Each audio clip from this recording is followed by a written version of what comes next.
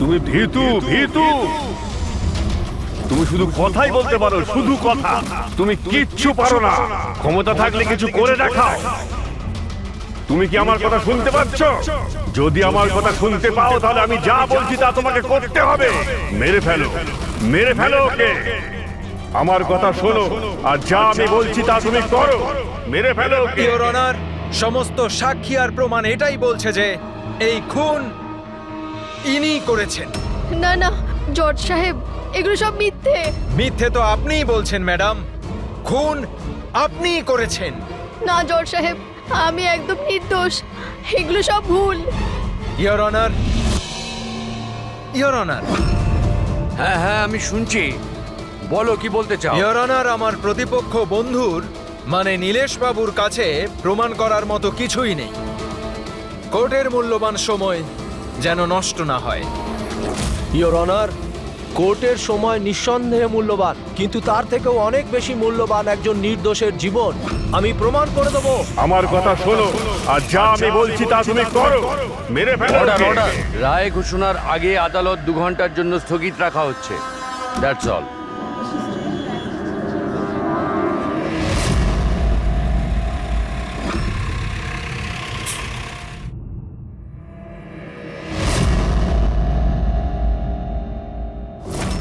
শোনো, তোমাকে ওকে মেরে ফেলতে হবে। তুমি এটা করতে পারো। ওর বেঁচে থাকার কোনো অধিকার নেই।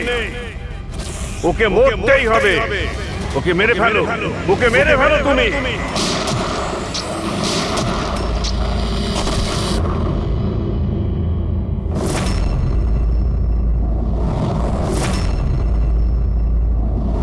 স্যার, এরা বলছে যে প্রীতিকা এখানে ছিল যখন জাজ শ্রীকান্ত এখানে আসে আর ওর ওপরে গুলি চালায়।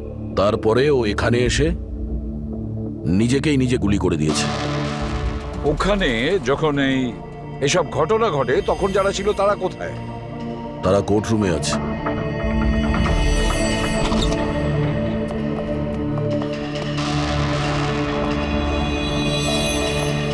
আচ্ছা, একটু ডিটেলসে বলবেন এখানে কি হয়েছিল? স্যার, এই কেসটার শুনানি চলছিল। জজ সাহেবের শরীরটা হঠাৎ খারাপ হয়েছিল। উনি 2 ঘন্টার বিশ্রাম নিয়েছিলেন। আর হঠাৎই নিজের চেম্বারে এসে নিজেকে আর অভিযুক্তকে গুলি করে মারেন। কিন্তু ওনার কাছে তো বন্দুক থাকতো না। ওনার কাছে বন্দুক কোথা থেকে এলো? সে তো আমরাও বলতে পারছি না যে গান এলো কোথা থেকে, তবে ওনার কাছে একটা গান ছিল। তার মানে বন্দুকের ব্যবস্থা আগে থেকেই করে রেখেছিল। মনে হচ্ছে জজ সাহেব পুরো প্ল্যান করেছিলেন প্রীতিকাকে খুন করার জন্য। মনে তো তাই হচ্ছে। আচ্ছা, জজ সাহেবের এই কেসের সঙ্গে কোনো পার্সোনাল ইনভলভমেন্ট ছিল? না না স্যার, সেরকম কিছু নয়। প্রীতিকার সাথে কোনো ব্যক্তিগত শত্রুতা? জজ সাহেব তো খুবই বুঝদার মানুষ ছিলেন। কেসের প্রত্যেকটা দিক খুব মনোযোগ সহকারে লক্ষ্য করতেন স্যার। বেশ কয়েকদিন ধরে আমার এটাই মনে হচ্ছিল যে কিছু না কিছু গন্ডগোল আছে। ম্যাম, তাহলে কি জজ সাহেবের শরীর ভালো ছিল না? সেটা তো আমি জানি না, কিন্তু কিন্তু হ্যাঁ, উনি অদ্ভুত অদ্ভুত আওয়াজ শুনতে পাচ্ছিলেন। এমনই একটা ঘটনা হয়েছিল। কি গো, এসো, খেতে দিচ্ছি তো।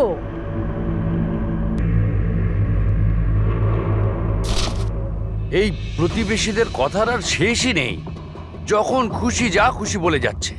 আরে কি হলোটা কি? এত বিরক্ত হওয়ার কি আগে আছে? গিয়ে পড়শিদের মুখটা বন্ধ করো। ওদের বকবক শোনার আমার কোনো ইচ্ছে নেই। কি যে বলো না তুমি। প্রতিবেশীরা তো গত 1 মাস ধরে লন্ডনে আছেন। আরে ওনাদের গলা এখানে কি করে আসবে? কি উল্টোপাল্টা বলছো? কে গো? কৌশল জানি না যে ওর কি হয়েছে, এমন অদ্ভুত ব্যবহার করছে। আর ওই জানো তুমি, ও প্রতিবেশীদের গলা শুনতে পাচ্ছে, যেখানে ওরা কেউ বাড়িতে নেই, বিদেশে গেছে।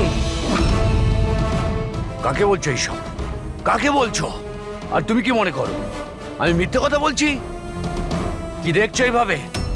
নাটক বন্ধ করো। বলো, তোমরা এই ঘরে কি লুকিয়ে রেখেছো? বলো আমাকে, বলো। আমি সব জানি, সব জানি আমি। তুমি আমাকে পাগল করার চেষ্টা করছো না? হ্যাঁ, কি যে বলো না তুমি, কি হয়েছে তোমার? হ্যাঁ, নিজের অবস্থা দেখো, কি দশা হয়েছে তোমার। আর এখানে কেউ নেই, কার গলা শুনতে পাচ্ছ তুমি? নন্দিনী, আমি ওদের কথা শুনতে পাচ্ছি। এখানেই আছে, এখানেই আছে, কিন্তু আমি কারো কথা শুনবো না, কারোর কথা শুনবো না। আচ্ছা, ওনার কোনো মানসিক রোগ ছিল না তো? না না স্যার, 15ই এপ্রিল অবধি তো উনি ভালোই ছিলেন, কিন্তু হ্যাঁ, রেড ক্যান্ডি হসপিটালে যে গেলেন তারপর থেকেই এই সমস্ত ঘটছে। Red candy hospital? হ্যাঁ, স্যার, এই হসপিটালে গিয়ে দেখি কি হয়েছিল ওখানে যে হঠাৎ এই জজ সাহেব এরকম ব্যবহার করতে শুরু করলেন। স্যার, এই কেসটায় তাহলে আর বাকি কি রইল? যেই লোকটা খুন করেছিল সেই নিজেকে মেরে ফেললো। সেটাই তো খোঁজ নিতে হবে ফেডরিক, সেটাই তো খোঁজ নিতে হবে যে একজন জজ সাহেব তার সামনের অভিযুক্তকে কেন গুলি করলেন আর খুনই বা কেন করলেন, আর তাছাড়াও তারপরে নিজেকে উনি গুলি করলেন কেন? স্যার, হসপিটাল অথরিটি বলল যে জজ সাহেব এখানে সাইকিয়াট্রিক ট্রিটমেন্টের জন্য নয়, বরঞ্চ ডেন্টিস্টের সঙ্গে কথা বলতে এসেছিলেন। ডেন্টিস্টটা কে? Sir, doctor Raman. Hello sir, বলুন আপনাদের কি হেল্প করতে পারি? এখন তো আপনি ডক্টর রমনকে ডাকুন, আর সঙ্গে ওর অ্যাসিস্ট্যান্ট। ডক্টর রমন 15ই এপ্রিল জজ সাহেব শ্রীকান্ত আপনার সঙ্গে দেখা করতে এসেছিল। আগে হ্যাঁ স্যার, কিন্তু ওনার মৃত্যুর সাথে আমার কি সম্পর্ক? আমাকে কেন জিজ্ঞেস করছেন? আমরা এটা জানতে চাইছি যে যখন আপনি ওনাকে দেখেছিলেন তখন ওনার কি মাথার কোনো সমস্যা ছিল? না স্যার, আমি তো সেরকম কিছু দেখিনি। স্যার, ওনার মানসিক কোনো রকম রোগ ছিল না। উনি 9 বছর ধরে ডক্টর রমনের পেশেন্ট। 9 বছর ধরে? তার মানে আপনারা ওনার সম্বন্ধে অনেক কিছুই জানেন? অনেক কিছু নয় স্যার, সব কিছু। আচ্ছা, আর কি জানেন একটু বলতে পারবেন? আপাতত এইটুকুই বলতে পারি যে উনি খুব শর্ট টেম্পার্ড ছিলেন, খুব তাড়াতাড়ি উনি রেগে যেতেন, বাট মানসিক অসুস্থ নয়। যদি ওনার কোনো মানসিক রোগই না থাকে তাহলে উনি আওয়াজগুলো কেন শুনতে পেতেন? কি হয়েছিল কি ওনার? কিন্তু স্যার, আপনি এর মধ্যে মেডিকেল এক্সপ্লেনেশন কেন খুঁজছেন? আমরা এতটা মেডিকেল এক্সপ্লানেশন কেন খুঁজছি? দয়া, কোনো লোক হঠাৎ করে কারোর ওপরে এভাবে কেন গুলি চালাবে? সে কি নর্মাল মানুষ? না, কিছু না কিছু গোলমাল আছে, কিছু তো একটা আছে, কিন্তু কি?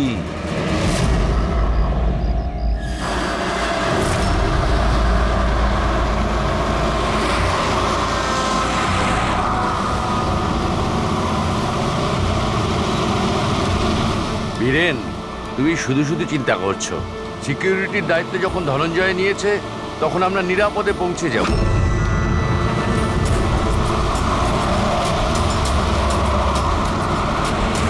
সে কথা তো ঠিক, কিন্তু আপনি তো হুমকি পাচ্ছেন। দেখো বীরেন, আমাদের এই কাজে অনেক হুমকি টুমকি আসে, আর এইসব হুমকি টুমকিতে আমি একেবারেই চিন্তিত নই। তা নয়, ভয় তো আমিও পাচ্ছি না, কারণ আমি ধনঞ্জয় আর টিমকে পুরো ভরসা করি।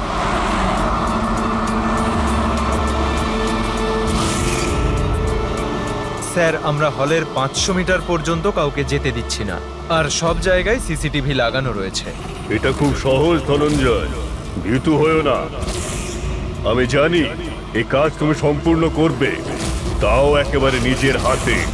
তুমি শুনতে পাচ্ছ তো ধনঞ্জয়? তুমি ভীতু নও, ভীতু নও, তুমি ভীতু নও, তুমি এই কাজটা সম্পূর্ণ স্যার। করবে। ব্লক বিয়ের অ্যারেঞ্জমেন্টের ব্যাপারে তুমি কি বলছিলে? স্যার, আমি ব্লক বীর সম্বন্ধে কথা বলিনি। স্যার, আপনি ঠিক আছেন তো? আপনার শরীর খারাপ মনে হচ্ছে। আমার শরীর ঠিক আছে, একদম ঠিক আছে।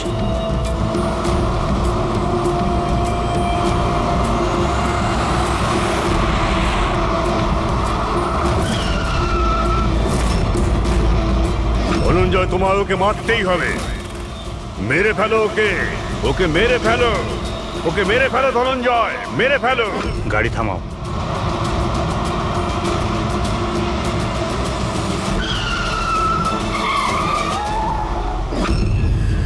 এখানে গাড়ি থামালো কেন? স্যার, কি হলো? এগিয়ে যাও ধনঞ্জয়, তোমার মিশনকে কমপ্লিট করো। মেরে ফেলো ওকে, ভীত হয়েও না ধনঞ্জয়, মেরে ফেলো ওকে। তুমি এটা করতে পারো, ধনঞ্জয় এদিকে কেন আসছে? এগিয়ে যাও ধনঞ্জয়, ওকে মেরে ফেলো, মেরে ফেলো ওকে, ওকে মেরে ফেলো। আমি দেখছি, দাঁড়াও। ওকে, কি হয়েছে ধনঞ্জয়? গাড়ি আটকালে কেন? তুমি এটা করতে পারো ধনঞ্জয়, ওকে মেরে ফেলো।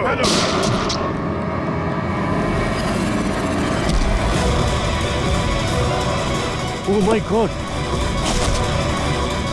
সঞ্জিত বাবু, আপনার কি হলো? ধনঞ্জয়, এসব কি করলে তুমি?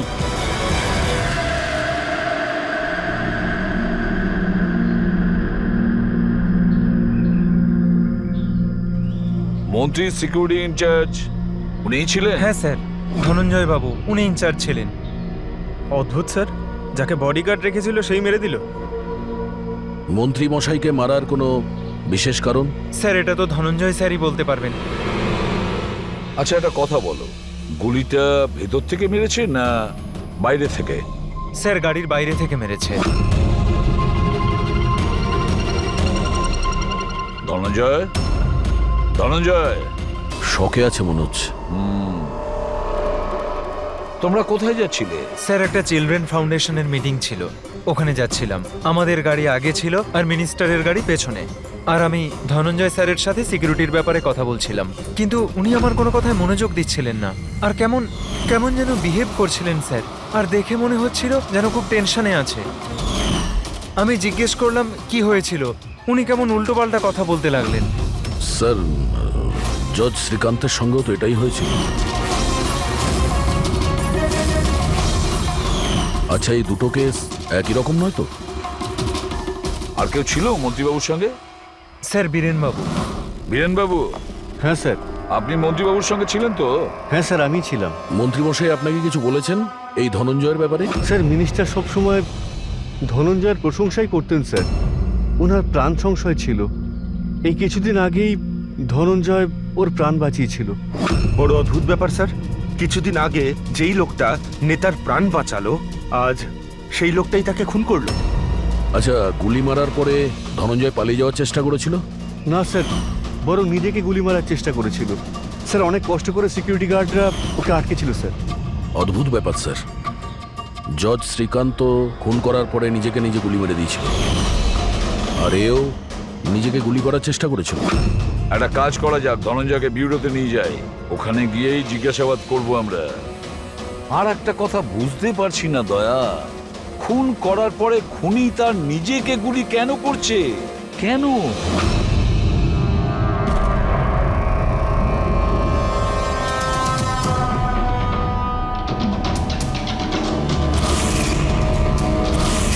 বস, ডক্টর রেনু, ইনি ক্রিমিনাল সাইকোলজির উপর রিসার্চ করছেন। হ্যাঁ, এই দুজনের কেস এনাকে বলা হয়েছে? Yes boss.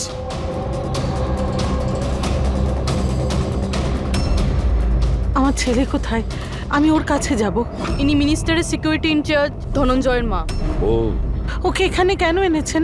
দেখুন, আপনার ছেলে মন্ত্রীবাবুকে খুন করেছে। না না, আমার ছেলে কাউকে খুন করতে পারে না।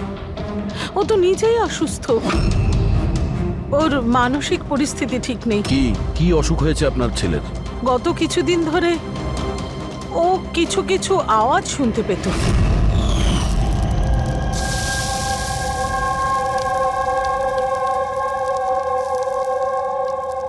ধনঞ্জয়, কি হয়েছে বাবা? চিন্তিত মনে হচ্ছে। অফিসে কোনো প্রবলেম আছে নাকি? কোনো টেনশন? দুদিন ধরে তুই আমার সঙ্গেও ভালো করে কথা বলছিস না। কেউ তো আছে এখানে। শোন না, আমি তোর ফেভারিট রান্না করছি, পালং শাক। এই ঘরে কেউ তো আছে যে আমার সাথে কথা বলছে। আরে আমি তো বকর বকর করছি, আর কে কথা বলবে তোর সাথে? কেউ তো আমাদের ছাড়াও আছে এই বাড়িতে যে আমার সাথে কথা বলছে। মা, মা, কেউ তো আছে এই বাড়িতে আমাদের ছাড়াও। মা, আমার অদ্ভুত সব আওয়াজ আসছে কানে। কেউ আমার সাথে কথা বলছে। আমরা দুজন ছাড়া আর কেউ নেই বাড়িতে। কেউ আছে যে আমার সাথে বন্ধ হয়ে গেল আওয়াজটা। আবার আসছে, আবার এই আসছে। ধনঞ্জয়, কেউ নেই, কেউ আরে নেই বলছি। কেউ তো আছে মা এখানে। কেউ নেই বাবা, তুই এখানে বস। মনে হচ্ছে তোর শরীর ঠিক নেই, আমাদের ডাক্তারের কাছে যাওয়া উচিত। কিন্তু এমনটা তো শুধু স্কিজোফেনিয়াতেই হয়। স্কিজোফ্রেনিয়া? হ্যাঁ, হয়তো আপনারা এটা জানবেন যে স্কিজোফ্রেনিয়া একটা মানসিক রোগ। এরকম অবস্থায় পেশেন্ট অনেক রকমের আওয়াজ শুনতে পায়, মানুষ না হওয়া সত্ত্বেও তারা দেখতে পায়, আর পেশেন্ট এমনকি নিজেকে মেরে ফেলার চেষ্টাও পর্যন্ত করে। আপনারা কি আমাকে বলতে পারবেন যে ওই পেশেন্টদের বয়স কত ছিল? শ্রীকান্তবাবুর বয়স 50 বছর আর ধনঞ্জয় 42। কিন্তু এই বয়সে তো স্কিজোফ্রেনিয়া হয় না। আমি কি ওর সাথে দেখা করতে পারি? পেশেন্টের সঙ্গে কথা বলতে হবে। হ্যাঁ নিশ্চয়ই করবি।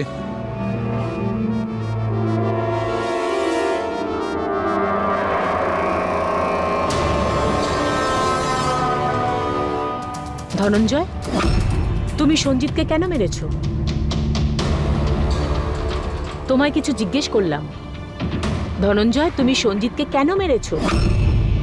অদ্ভুত সব আওয়াজ কানে আসছিল, যে আমাকে উত্তেজিত করছিল। বলছিল যে আমি একটা কাপুরুষ, আমি কারো খুন করতে পারবো না। আর ওই আওয়াজটা আমায় এমন উত্তেজিত করলো যে আমি খুনই করে দিলাম।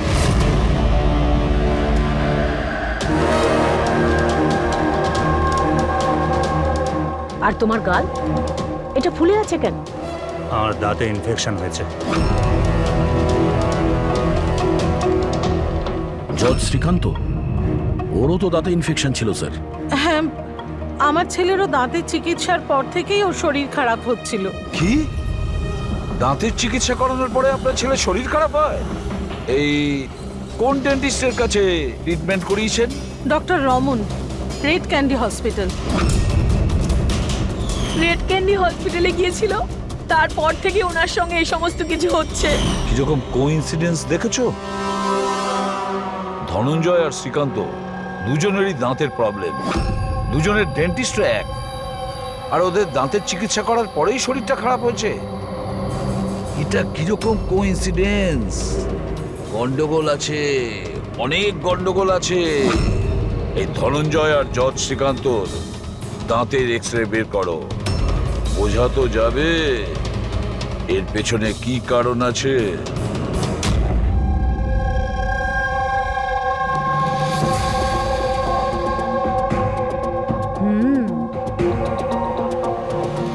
এটা কি হতে পারে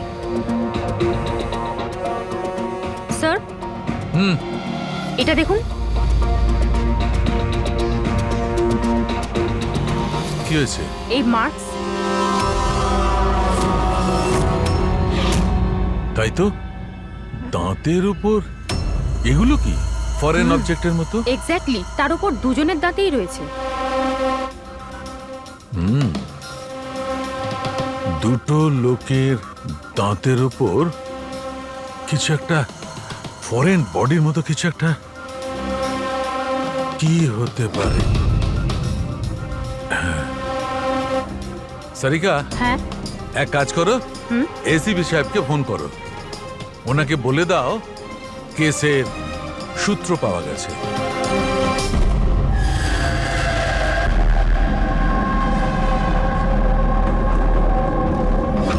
এই দেখো বস, দুজনের দাঁতের উপরই এই ধরনের চিপ।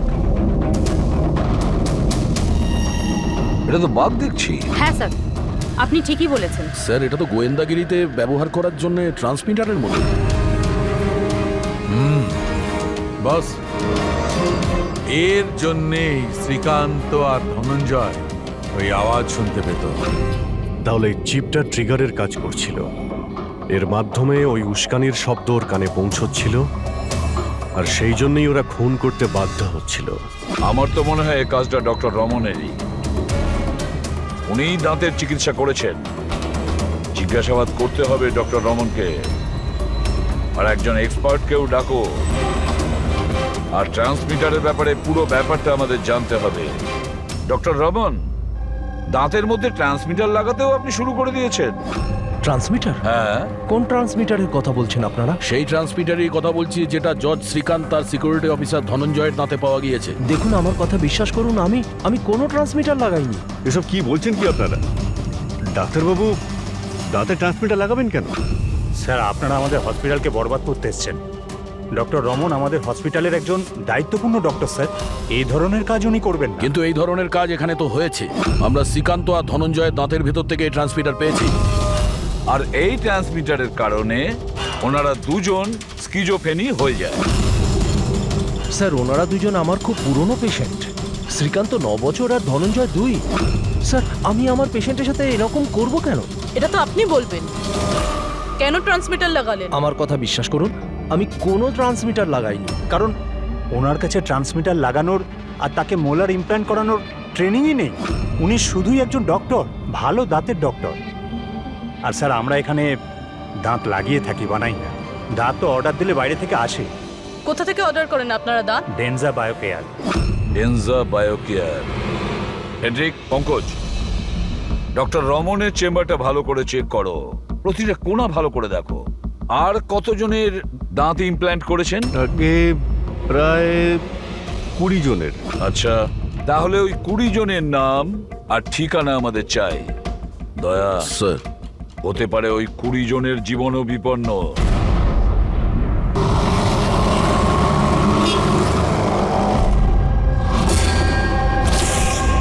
কিছু বুঝতে পারছো? হ্যাঁ স্যার, একটু একটু বুঝতে পারছি।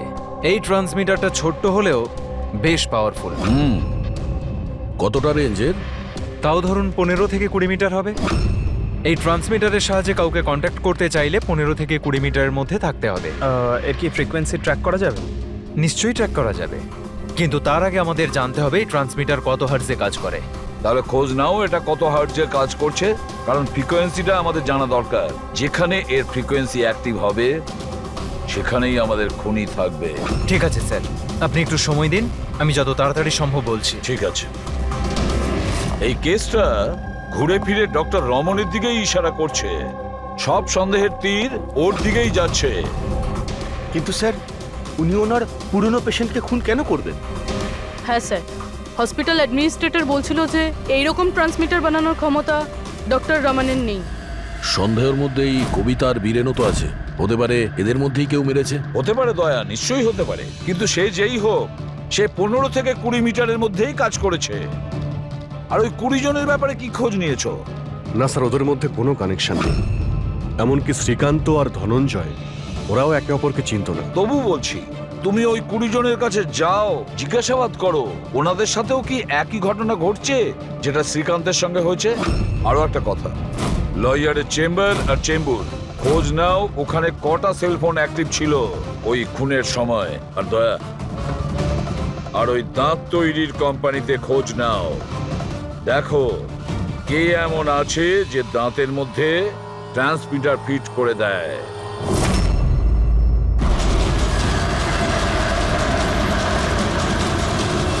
বিনয় তো আপনারই নাম?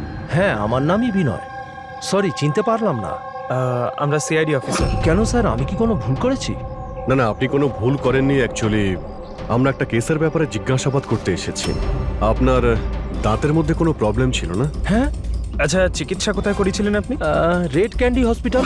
আচ্ছা, ট্রিটমেন্ট করানোর পরে আপনার কোনো সমস্যা হয়েছে? আই মিন, কোনো অদ্ভুত ধরনের শব্দ শুনতে পাচ্ছেন, বা মানে কেউ কোনো অর্ডার দিচ্ছে কিছু করার জন্য? না, সেরকম কিছু নয়, তবে 2-1 ব্যথা হয়েছিল।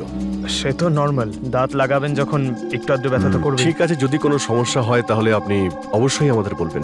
আর হ্যাঁ, অচেনা কারোর কোনো কথা শুনবেন না, আর কেউ যদি ডাকে কোনো অচেনা জায়গাতে যাবেন না। ওকে, ঠিক আছে, মনে রাখবেন কথাগুলো। ঠিক আছে।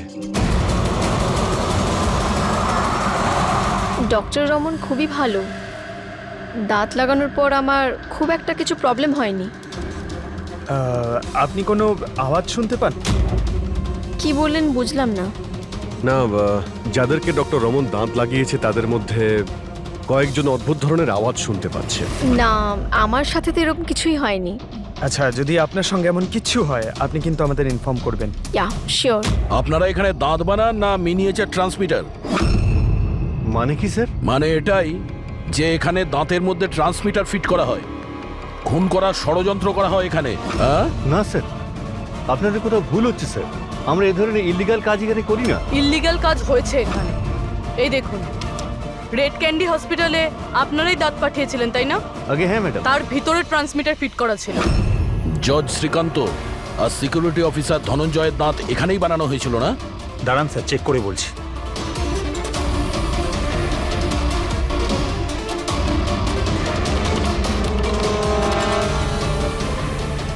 হ্যাঁ স্যার, দাঁত তো এখানেই বানানো হয়েছে, কিন্তু যদি আমাদের এমপ্লয়ি রূপালী থাকতো যে এই দাঁত বানিয়েছে, তাহলে সত্যিটা জানা যেত। কোথায় আপনাদের সেই এমপ্লয়ি রূপালী? ও তো কাল রাতেই মারা গেছে। কি করে মারা গেছে? ওর তো অ্যাজমা অ্যাটাক হয়েছিল, অথচ চিন্তার ব্যাপার এটাই যে ওর কখনো অ্যাজমা ছিলই না। আগে হ্যাঁ স্যার। ওর বাড়ির অ্যাড্রেসটা দেবেন প্লিজ। আপনি দাঁত কবে লাগিয়েছেন? স্যার 2 মাস হয়ে গেছে। কোনো সমস্যা হয়েছে আপনার? না, কোনো প্রবলেম নেই, ওই দাঁত লাগিয়েছিলাম, ঠিক আছে। না মানে অদ্ভুত ধরনের কোনো আওয়াজ শুনতে পাচ্ছেন কি আপনি? না স্যার, কিন্তু কি হয়েছে? দেখুন, রেড ক্যান্ডি হসপিটালে যারাই ট্রিটমেন্ট করিয়েছেন তাদের কোনো না কোনো সমস্যা হচ্ছে, আর তাদের মধ্যে 2 জন তো মারাও গেছেন। স্যার স্যার আমি মরতে চাই না। না না, আপনি ভয় পাবেন না, সেরকম কিছু নয়।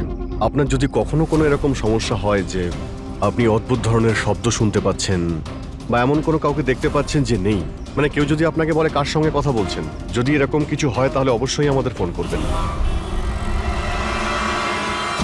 পঙ্কজার কতজন বাকি রয়েছে? স্যার, চেক করার জন্য আরো 5 জন বাকি আছে। ওই 5 জনকে খুব তাড়াতাড়ি চেক করতে হবে। কে বলতে পারে যে ওই খুনির পরবর্তী টার্গেট এদের মধ্যে কেউ হতে পারে? হ্যাঁ স্যার।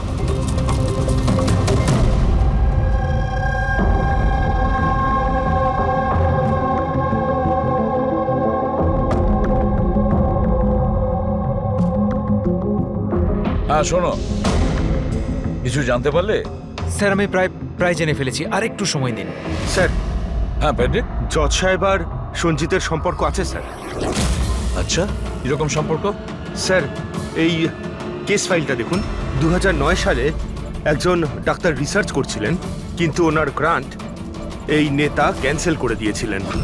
আর ডক্টরের প্র্যাকটিস করার লাইসেন্স ক্যান্সেল করেছেন মিনিস্টার সঞ্জিত, আর ওর শাস্তি ঘোষণা করেছে শ্রীকান্ত বাবু, আর নাম হলো ডক্টর ললিত।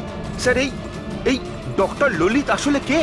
খোঁজ নিতে হবে ডক্টর ললিত কে আর কি ব্যাপারে তিনি রিসার্চ করছেন। তো আপনার মেয়ে টুথ ইমপ্ল্যান্ট করিয়েছে? হ্যাঁ, এই তো 2 দিন আগেই ইমপ্ল্যান্ট করিয়েছে রেড ক্যান্ডি হসপিটাল থেকে। স্যার, যেদিন থেকে টুথ ইমপ্ল্যান্ট করিয়েছে অদ্ভুত অদ্ভুত কথা বলে আর খুব ভয় পেয়ে থাকে। মা, মা, কি হলো, কিছু চাই? বাড়িতে কেউ এসেছে? কেউ আসেনি তো। না মা, কেউ তো এসেছে। আমি আছি, তুই আছিস, আর বাবা তো হংকং এ গেছে। আর কেউ এলে তো বেল বাজাবে, বেলও তো বাজেনি। জানি না মা, কি হচ্ছে। ঘুম থেকে ওঠার পর থেকেই মনে হচ্ছে যেন বাড়িতে কেউ আছে, আর আমার ব্যাপারে নানা রকমের কথা বলছে। বুঝতেই পারছি না। তোর শরীর ঠিক আছে তো? কোনো স্বপ্ন দেখেছিস নাকি? না মা, কোনো স্বপ্ন দেখিনি। মনে হচ্ছে না আমার কানে বাজছে সবকিছু। মা প্লিজ একটা কাজ করো, আমার জন্য 1 কাপ চা দাও আমার ঘরে। আমার মাথা পুরো ঘুরছে। তো এখন জিয়া কোথায়? ওকে ব্যান্ড্রার একজন সাইকোলজিস্টের কাছে পাঠিয়েছি। দেখুন, আপনি এক্ষুনি ওই সাইকিয়াট্রিস্টের অ্যাড্রেসটা দিন। ওর সঙ্গে দেখা করাটা খুবই জরুরি। নাম্বারটা নিয়ে নাও। জিয়া, আজ তোমাকে ওই কাজটা কমপ্লিট করতেই হবে। তোমাকে যেভাবেই হোক ওকে মারতেই হবে। ওকে বাঁচিয়ে রাখলে চলবে না। যত তাড়াতাড়ি হোক মেরে ফেলো ওকে। ওকে মেরে ফেলতেই হবে।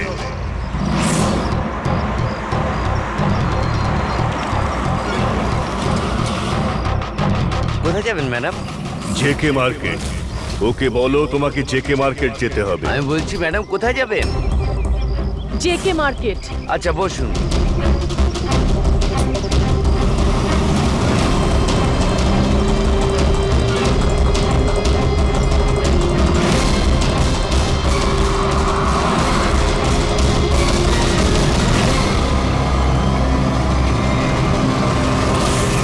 জিয়া, তুমি ভীতু তুমি কিচ্ছু করতে পারো না। 1 নম্বরের ভীতু তুমি। মিথ্যে, আমি ভীতু নই, আর আমি কাউকে মারতে পারবো না। ম্যাডাম, আপনি আমাকে কিছু বললেন? হ্যাঁ, না না, আমি কিছু বলিনি। না, কিছু বলিনি, আমি এমনি একা একা কথা বলছিলাম।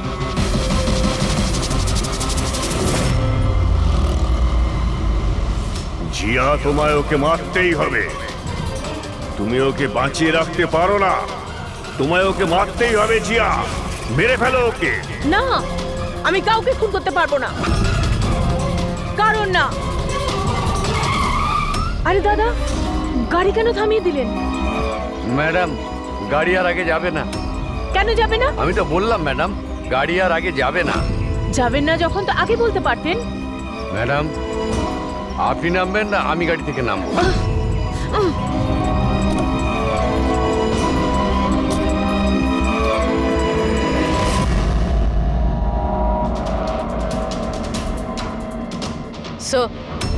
স্যার, ওয়াচম্যান আর প্রতিবেশীরা বলছিল রূপালী 3 মাস আগে শিফট করেছিল আর একা এসেছিল। একটু চেক করি ভালোভাবে।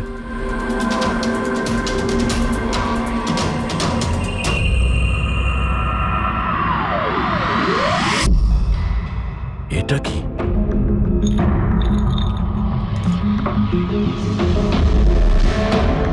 এতগুলো ইয়ার ট্রান্সমিটার?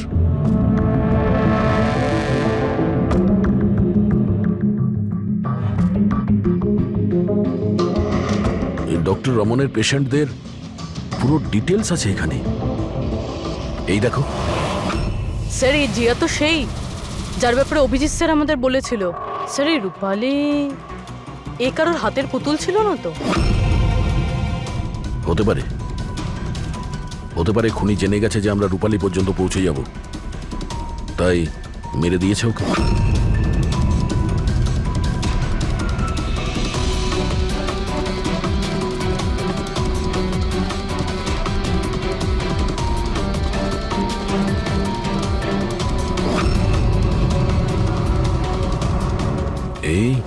এই মিনিস্টার, সঞ্জিত, বীরেন আর জিয়া, এই 3 জনের মুখে রেড সার্কেল। মন্ত্রীমশাইয়ের মুখে ক্রস মেরেছে। মন্ত্রীমশাই তো মারা গেছেন, এখন বাকি আছে এই বীরেন আর জিয়া।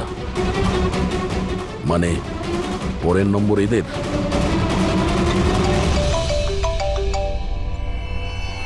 হ্যাঁ অভিজিৎ। দয়াই জিয়া সাইকিয়াট্রিস্টের সঙ্গে দেখা করতে গিয়েছিল, কিন্তু ওখানেও পৌঁছয়নি। আচ্ছা, আমরা এখানে রূপালীর বাড়িতে একটা ফটো পেয়েছি, যার মধ্যে মন্ত্রীমশাই, সঞ্জিত, বীরেন আর জিয়া আছে। এই মন্ত্রীমশাইয়ের মুখের ওপর তো ক্রস মারা আছে, কিন্তু এই দুজনের মুখের ওপর লাল পেন দিয়ে সার্কেল করা আছে। আচ্ছা, এরকম নয় তো যে এই জিয়া বীরেনকে মারতে গেছে? তুমি এক কাজ করো, বীরেনকে অ্যালার্ট করো, খোঁজ নাও যে ও কোথায়। ততক্ষণ আমি জিয়ার লোকেশন ট্র্যাক করছি আর তারপর দেখা করছি। ওকে? ইয়া। পুরবি, একটু বীরেনকে ফোন করো তো।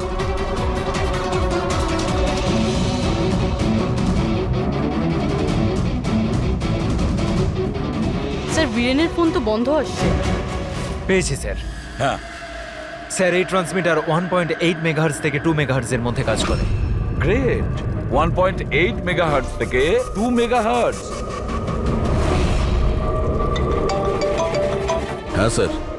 দেখ, আমার কথাটা মন দিয়ে শোনো। হ্যাঁ, প্রথমত ফ্রেডরিক দারুণ কাজ করেছে। রিসার্চ করে এমন নাম বার করেছে যার কানেকশন মিনিস্টার সঞ্জিত আর জজ শ্রীকান্তর সঙ্গে। সেই লোকের নাম হলো ডক্টর ললিত। হ্যাঁ, ডক্টর ললিত। ইয়েস, আমার তো এই ডক্টর ললিতকে খুব গোলমেলে মনে হচ্ছে। আমার তো ওকেই সন্দেহ হচ্ছে, কারণ ডক্টর ললিতের কয়েক বছর আগে মিনিস্টার সঞ্জিত ডক্টর ললিতের প্র্যাকটিস করার লাইসেন্স ক্যান্সেল করে দিয়েছিল। আর তারপরে ওই ডক্টর ললিতকে জজ শ্রীকান্ত তার রায় ঘোষণা করেছেন। আর ফলাফল কি হলো? প্রথমে খুন হলো জজ শ্রীকান্ত, আর তারপরে মিনিস্টার সঞ্জিত মারা গেলেন। এই খুন কে করতে পারে? ডক্টর ললিতই করতে পারে। ওরই কানেকশন ছিল এই দুজনের সঙ্গে। ব্যাস, এবার ডক্টর ললিত যে ফ্রিকোয়েন্সি থেকে অপারেট করতো সেটা জানা গেছে। হ্যাঁ, টেকনো এক্সপার্ট আমাদের বলে দিয়েছে 1.8 মেগাহার্টজ থেকে 2 মেগাহার্টজ। ব্যাস, ওই ফ্রিকোয়েন্সি থেকে আমরা ট্যাপ করব ডক্টর ললিতকে। জানা যাবে যে ডক্টর ললিত কার কার সাথে কথা বলে এবং কি কথা বলে। আর দয়া, রেডিও ফ্রিকোয়েন্সি 1.8 মেগাহার্টজ থেকে 2 মেগাহার্টজ আমাদের সমস্ত পুলিশ স্টেশন এবং রেডিও ভ্যানকে জানিয়ে দাও। এবার দেখব আমরা কতদূর পালাতে পারে এই ডক্টর ললিত।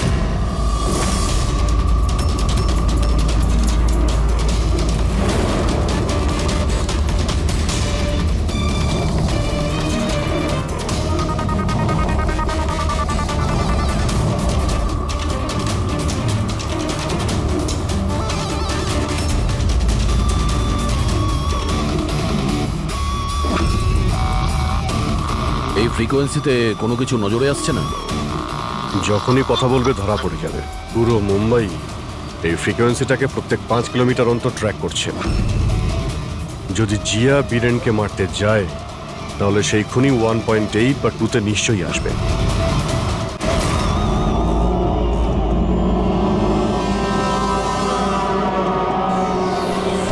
এগিয়ে যাও জিয়া, তোমার কাজটা সম্পূর্ণ করো। এটা কে হতে পারে যে সঞ্জিতের খুনের ব্যাপারে আমাকে এখানে ডেকে পাঠিয়েছে? জিয়া, ওকে মারতে হবে তোমায়। ওর বেঁচে থাকার কোনো অধিকার নেই।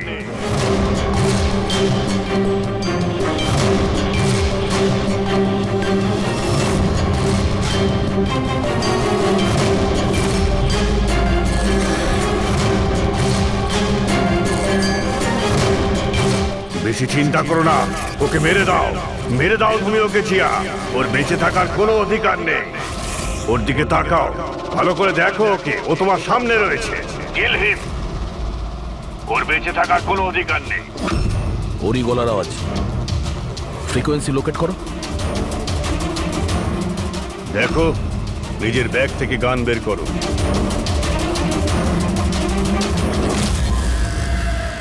জিয়া, তুমি ভীতু নও। Shoot him, shoot him. Location কি বলছে? স্যার, জেডি মার্কেট মডেল দেখাচ্ছে।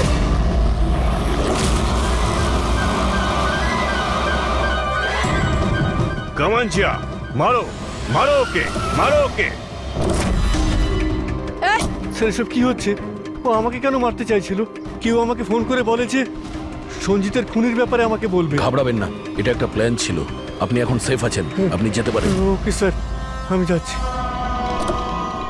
ওই খুনি এখানেই কোথাও আছে, ভিড়ের মধ্যে মিশে রয়েছে। সিগন্যাল তো এখানেই দেখাচ্ছে, এখানে।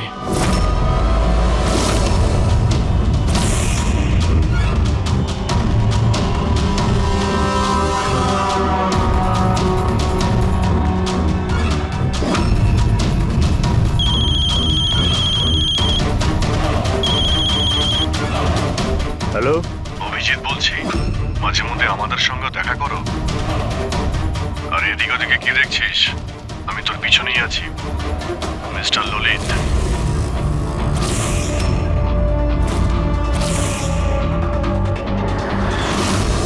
হসপিটালের অ্যাডমিনিস্ট্রেটর পবন।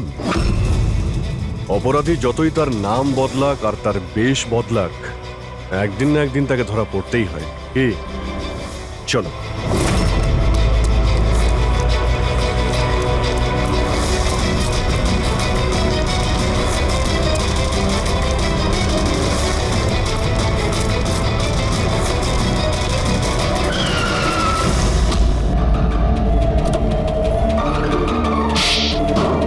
জজ শ্রীকান্ত আর মিনিস্টার সঞ্জিত, তুই এদের খুন কেন করলি? প্রতিশোধ নিতে চেয়েছিলাম। প্রতিশোধ। ওরা আমার জীবন বরবাদ করে দিয়েছিল। কিরকম প্রতিশোধ? আমি নামকরা ডাক্তার ছিলাম। স্কিজোফ্রেনিয়া নামক একটা অসুখের উপর তার ট্রিটমেন্টের জন্য আমি এক্সপেরিমেন্ট করছিলাম। সফলও হয়েছিলাম। আমার অ্যাসিস্ট্যান্ট জিয়া এইচওডি বীরেনকে কমপ্লেন করে দিল। আর এইচওডি বীরেন তো মিনিস্টার সঞ্জিতের কাছেই আমার কমপ্লেন করে দিল। আর নেতা সঞ্জিত তোমার এই এক্সপেরিমেন্ট বন্ধ করে দেয়। হ্যাঁ, আমার প্রজেক্ট মাঝপথেই থেমে গেল। তাহলে তুই জেলে কি জন্য গিয়েছিলি? আসলে আমার গাফিলতির কারণে একটা মানুষের মৃত্যু হয়ে যায়।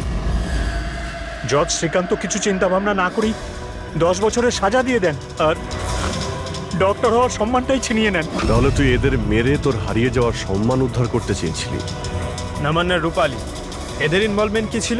জেল থেকে বেরোনোর পর আমি আমার শত্রুদের ট্র্যাক করতে শুরু করি। আমি ওদের মধ্যে এমন একটা ডিভাইস ফিট করতে চেয়েছিলাম যেন ওরা কিছু টের না পায়। ডক্টর রমন আর রূপালী আমাকে সাহায্য করছিলেন। ওরা কিভাবে সাহায্য করেছিল? জজ শ্রীকান্ত আর জিয়ার দাঁতের সমস্যা হয়েছিল। ওরা ওদের চেক আপের জন্য ডক্টর রমনের ক্লিনিকে আসা যাওয়া করত। নেতা সঞ্জিতের দাঁতে কোনো সমস্যা ছিল না, কিন্তু তার বডিগার্ড ধনঞ্জয়ের দাঁতে প্রবলেম ছিল। আমি ওকে ফ্রি ডেন্টাল চেক আপের লোভ দেখালাম আর ডক্টর রমনের ক্লিনিকে পাঠিয়ে দিলাম। ডক্টর রমন ওকে নতুন দাঁত লাগানোর পরামর্শ দিলেন। আর আমার কথাতেই রূপালী ওর দাঁতের মধ্যে ডিভাইস ফিট করে দিল। আর রূপালী এসব করতে রাজি হলো? হ্যাঁ, কারণ আমি রূপালীকে ভালোবাসতাম। আমরা দুজন মিলেই ডেন্টাল ক্লিনিক খুলেছিলাম। রূপালী সেই কাজে আমায় সাহায্য করতো। তাহলে ওকে তুই কেন খুন করতে গেলি? কারণ জজ শ্রীকান্ত আর মিনিস্টারের মৃত্যুর পর ওর কাছে পৌঁছে যেতেন আমি ধরা পড়ে যেতাম, তাই ওর মুখ বন্ধ করতে ওকে মারতে হলো। শুধুমাত্র বদলা নেওয়ার জন্য তুমি অনেক কিছু করেছো, কত সুন্দরভাবে খুন করেছো। এর ফল কি হয়েছে? শেষ পর্যন্ত ধরাই পড়লে না? আমার উদ্দেশ্য কাউকে মারা ছিল না স্যার, আমি জিনিয়াস সেটা প্রমাণ করতে চেয়েছিলাম।